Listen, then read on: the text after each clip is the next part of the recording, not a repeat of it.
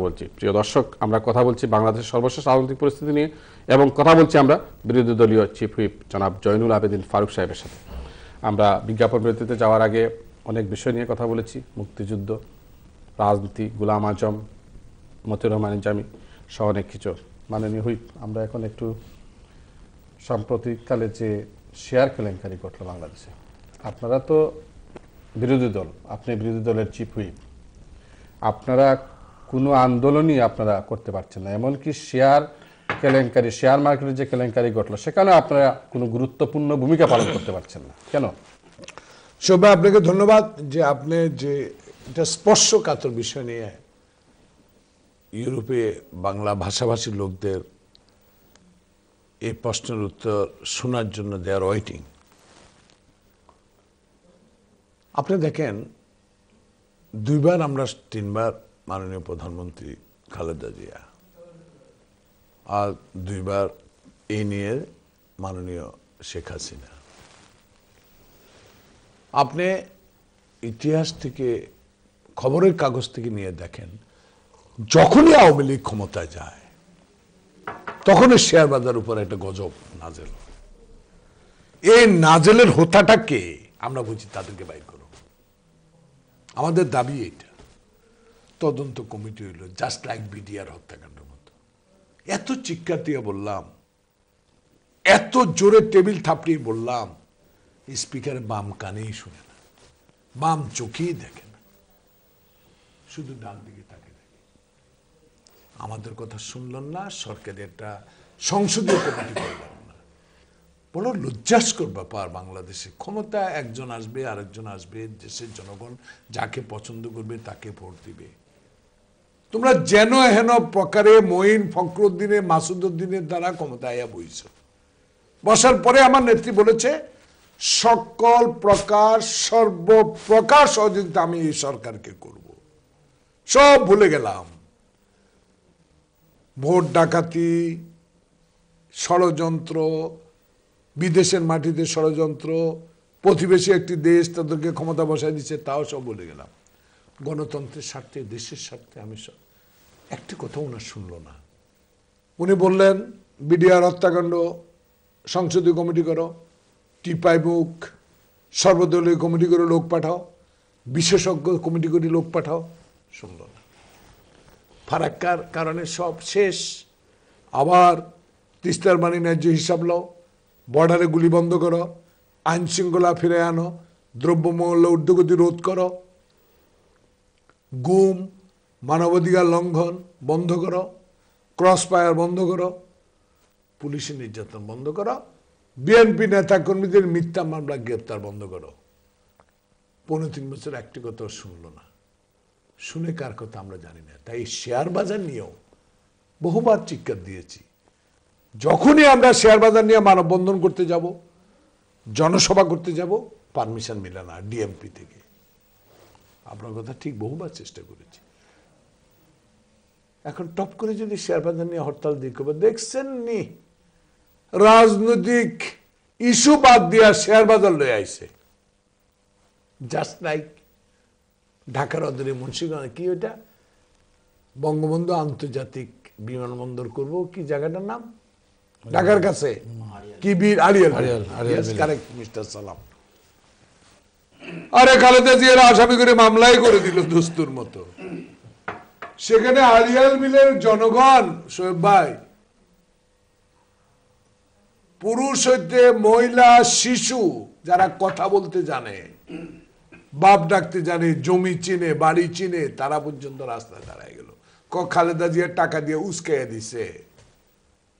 এই যে অপবাদ, সে কারণে আমরা দাবি করেছিলাম, আমার নেত্রী স্টেটমেন্ট করেছে, আমার নেতা মির্জা ফখরুল ইসলাম স্টেটমেন্ট করেছে, বলেছে একটা তদন্ত কমিটি তারা করছে, তাদের লোক দ্বারা স্পষ্ট তদন্ত কমিটির চেয়ারম্যান বলে দিয়েছে এরা এরা জড়িত।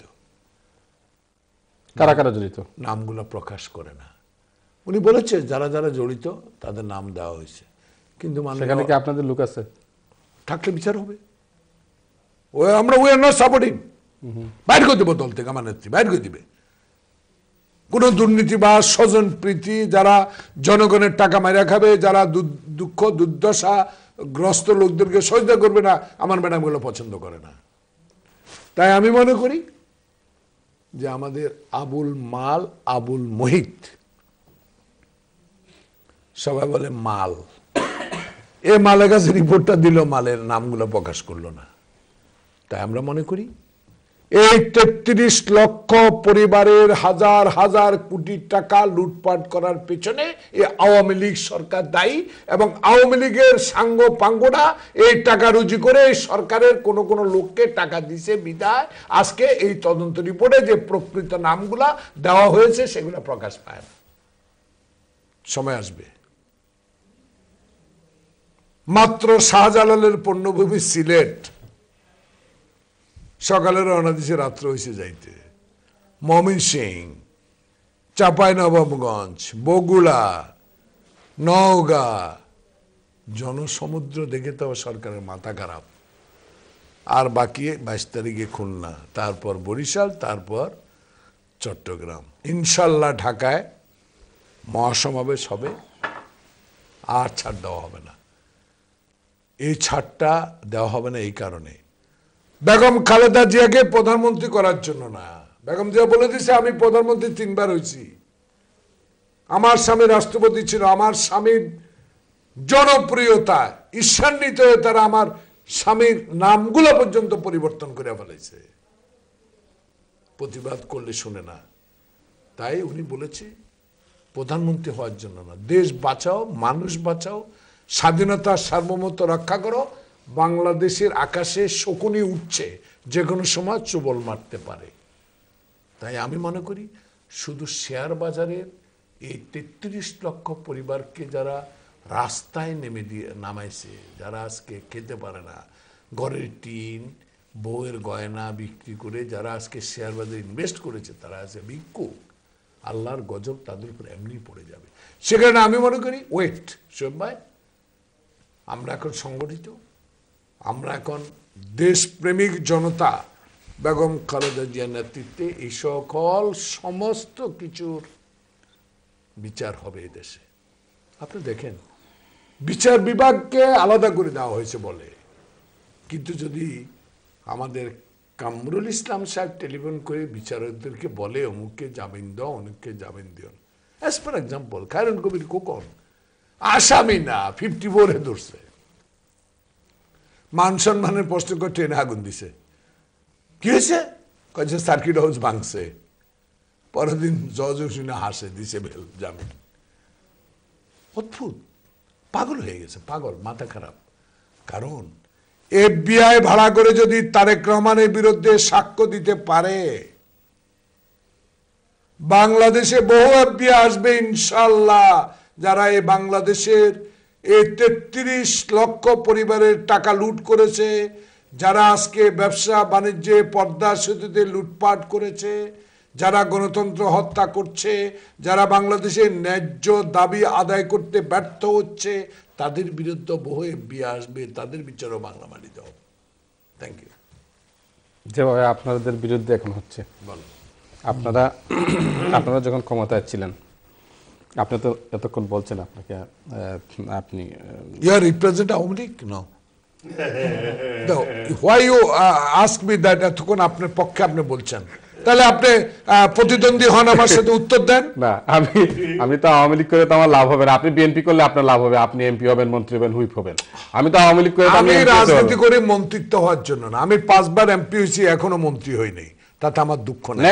আমার দুঃখ নাই, আমি সুখী এই কারণে আমি এমন এক নেত্রী, এমন এক নেতার রাজনীতি করি যাদের বিরুদ্ধে কোনো অভিযোগ নাই, যাদের বিরুদ্ধে কোনো নির্দিষ্ট অভিযোগ নাই, সাজানো অভিযোগ দিয়া আমার নেতা তারেক রহমানকে যদি আজকে FBI ভাড়া করে সাক্ষী দিয়া তাকে সাজা দেওয়ার ব্যবস্থা করেন, বাংলাদেশে এটা গ্রহণযোগ্য হবে না।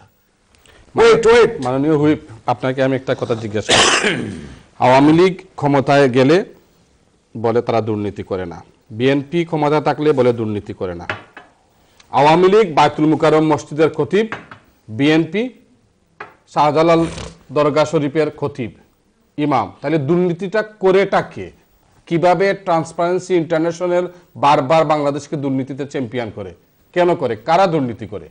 তাহলে কি ফেরেশতারা দুর্নীতি করে নাকি? এখন কি বলবো, মালিকও আপনি, উপস্থাপক আপনি। মালিকও। আপনি শোয়েব ভাই একটু আগে বললেন যে আপনি ব্রাহ্মিংহাম গেছেন, ওইখান থেকে বাই রোড আসতে পারতেন, আজকে অনুষ্ঠানের জন্য প্লেনে চলে আসেন। ও ছোট্টবেলার একটা গল্প বলি, এখানে অনেকে হাসবে, কমা আমাকে একটু জাগাই দিও, তোর জাগন তুই জাগবি। দুর্নীতি যারা করে তারা সব সময় একটা হতাশ থাকে, কি হবে কি হবে কি হবে, এ কি হবে কি হবে, এটা বিএনপির মধ্যে নাই।